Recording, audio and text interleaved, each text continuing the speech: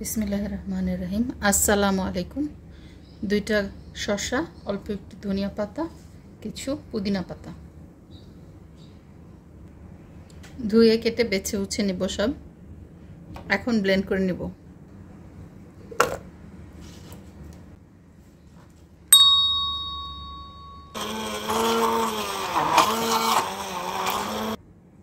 পানি ছাড়া এটা ব্লেন্ড করে নিচ্ছি। এখন ছেঁকে নিব। 2-2.5 কাপের মতো পানি অ্যাড করে নিব।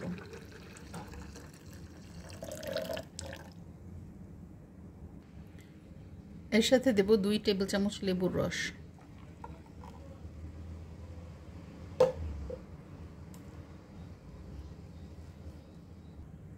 আর দিব হানি।